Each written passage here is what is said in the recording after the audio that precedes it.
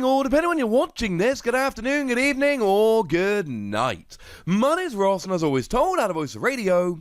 So today, we need to take a little bit of a look at one of the coolest, weirdest, strangest, call it what you will, Pokemon TCG decks that's gone and done a win over in Japan that you are going to see in a little bit of a while. Now, whenever I show you these decks coming out of Japan, there's always some hilarious person that feels a need to point out that the tournament it won was quite small. And, I mean, there's a few things to say about this. On the one hand, yes, big tournaments aren't happening right now. And I could also mention that still won a tournament, still a fun deck, still a viable deck. And on the third hand, I could mention, hey, you know how those big tournaments keep coming and going and ADP never wins them? We've talked about this before. And yet ADP is the unquestioned best deck in the format. Just putting that out there, ladies and gentlemen. Just putting that out there. Now, to be fair, in this particular video, I'm going to show you a wonderful Indeedy deck. And I will be honest with you, I don't think this is an Indeedy deck which is going to set the world on fire. I think this is an Indeedy deck which is a really fun deck, a bit of a rogue deck, a bit of a weird deck, a bit of a different deck, so to speak. But I do think it is good and viable, and although I don't expect it to be taking down gigantic tournaments, I do think this is one you could take to smaller tournaments and have an absolutely wonderful time, and I do think it is one of the coolest, weirdest decks we've seen. Plus, it might have been a smaller tournament, but it still won it, and there were other decks there that didn't. So Indeedy then. It's one of the coolest cards we've seen from what's going to be battle styles over here. So for one colourless energy, you get to draw 2 cards. It's fine, it's a decent setup attack. It's actually quite nice in the early game if you got nothing going, but it's not why we play it. We play it for hand kinesis. 2 energy. And the attack does 10 damage for each card in your hand. 10 cards in hand, 100 damage. 20 cards in hand, 200 damage, and so on and so forth. And this is the kind of deck that writes itself. You need to try and get your hand absolutely chock-a-block full of cards, and then you can go and do an absolutely redonkulous amount of damage. That's the goal. That's what we're aiming for. That's what this deck done, gone, and does. So, how are we actually going to do it? And the main partner here is the one that I suggested in the video. It is the obvious partner. It is the one that worked with Unknown Hand, bearing in mind that won the game if you had 35 cards in hand. So, you know, that tried to fill your hand. This tries to fill your hand. It's Salazzle! Because every Salazzle you've got out in play, once during your turn, lets you discard a fire energy from your hand and draw 3 cards, which essentially leaves you 2 cards up. And if you're lucky enough to be able to get 4 of these out, then every turn you will end up 8 cards up. It's a draw engine. Of course, that will also make your deck wicked consistent, because you're going to constantly be drawing a huge amount of cards, so that sounds kind of fun to me. We also do see 1 copy of Oricorio GX here. It is your lone multiple prize Pokemon, and this is kind of a no-brainer here. Oricorio lets you draw 3 cards if you had one of your Pokemon KO during your opponent's previous turn. Well, you're playing a really weak attacker, and incidentally, there is no backup attacker here. You can attack with Salazzle, but you really shouldn't. It is all about attacking with Indeedy, and you're going to lose Indeedy pretty regularly, so that means that Oricorio is going to draw you 3 cards. Yes, your opponent can gust it up and KO it, but that's something you need to try and figure out. Now, the only other Pokemon we see here is 1 copy of Mew, because Mew protects your bench. Because you're playing fairly weak Pokemon, you're attacking with fairly weak Pokemon, you do not want your opponent to get extra cheeky KOs on the bench, so you know what? Mew makes an awful lot of sense here. Moving over into energy, the main energy we've got here is actually fire energy, and the reason is extremely simple. No, it's not really. There are many reasons we're playing fire energy. Firstly, I've already mentioned Salazzle to you. That's pretty good. Secondly, you've got a 2 energy attack, and this means you open up Welder. We could be playing twin energy here, but you're going to need to attack at least kind of 6 times with Indeedy, one would imagine. And you can only play 4 twin energy and it all gets awkward. Welder and fire energy works beautifully. The other reason we love fire energy here is for fire crystal.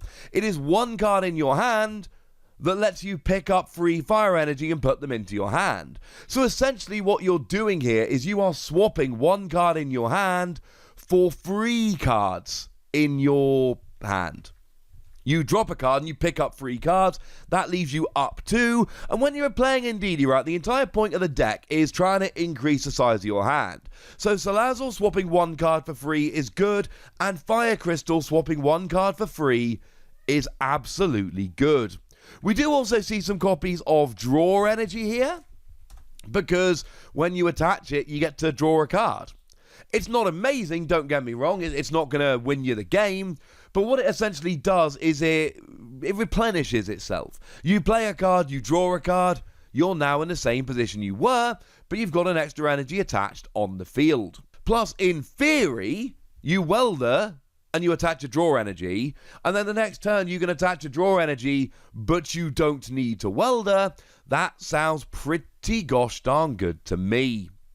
Now, moving over into trainer cards here, it plays the Fire Tricks, but it should play the Fire Tricks, because the Fire Tricks are pretty gosh darned awesome. I've already mentioned Welder. You attach 2 fire energy and draw 3 cards, so you do drop 3 cards from your hand, the 2 fire energy and the Welder, but you draw 3, also means you can actually attack.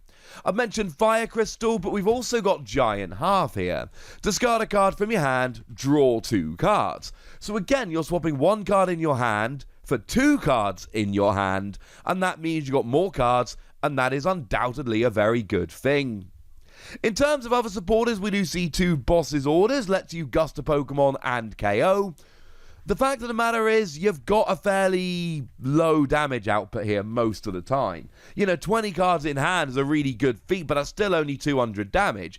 And 200 damage, don't get me wrong, on what is a single prize Pokemon to get rolling in one turn, but it's still not KOing Vs and VMAXs and all of that. Well, most Vs. Certainly VMAXs and tag teams. Which means there's going to be a fair bit of 2-hit KOing, or gusting up weak things like Crobat to KO, which makes things like Boss's Orders pretty gosh darned important. We also see a couple copies of Professor Oak's setting, which is not something we see very often at all, or set up. Lets you search a deck for 3 basic Pokemon of different types and put them onto your bench. And what we actually see here, and I adore that the deck is built this way, we actually see mostly Fire Salandit with 1 single Psychic Salandit. And the reason here is extremely simple. If you are playing 1 Psychic Salandit, then that means that when you play Professor Oak setup, you can actually get 2 Salandit and an Indeedee. That is a thing of absolute beauty. I love that they've done this in the deck. It is so cool. We've got 1 copy of Rosa. If you had a Pokemon code last turn, search for a Pokemon, a trainer card, and an energy. And this is going to help you set up. But it's also another one of those. It's 1 card that you play and you end up with 3 extra cards in your hand. This can be a really nice way to boost your hand size a little bit. And then we got 1 copy of Sonia. Sonia searches either 2 basic Pokemon or 2 basic energy. It swaps 1 card for 2, which is fine. But I think better here is really the fact that you get what you need. You start getting set up, and this is a pretty gosh darn good thing.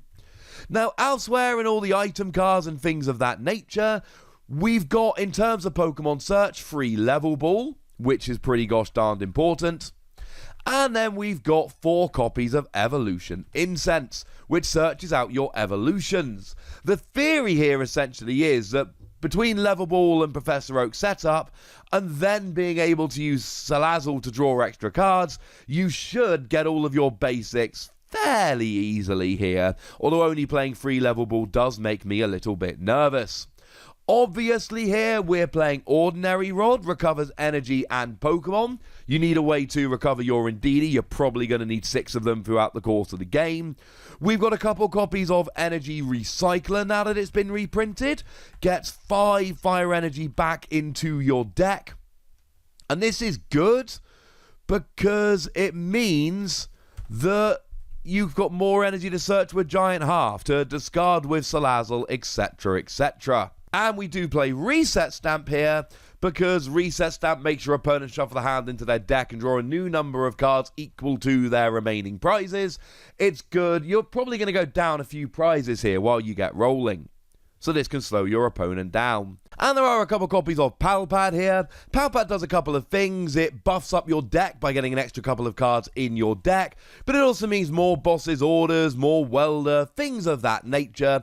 Seems like a pretty good card to go and include.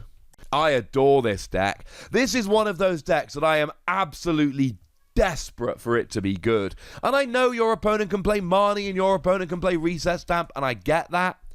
But the theory of this deck is that you're drawing so many cards so quickly, your opponent can't Marnie you often enough to really hurt you. If you get Marnie too often at the wrong time, etc., the deck can break down, and I worry that the damage output is too low. But if you want to play this deck, this is a really good starting point, and if you want something different and unique and weird and fun, I recommend this very highly. And maybe one day this does start winning big tournaments, and I would be such a happy Wassy. But I want to know what you think about it. I want to know how viable you think it is, so let me know in the comment section. Go nuts, be nice. And then make sure you like this video, subscribe to this channel, follow me on Twitter at @TheWassy, and Twitch for some live action at twitch.tv/PTCG Radio. If you want to support the channel, get some bonus podcasts and all that good stuff, head on over to patreon.com/PTCG Radio, where you can do exactly that. But by far the most important thing, as always, look after yourselves till next time, would ya? Thank you very much for watching. My name's Ross, and you've been watching PTCG Radio.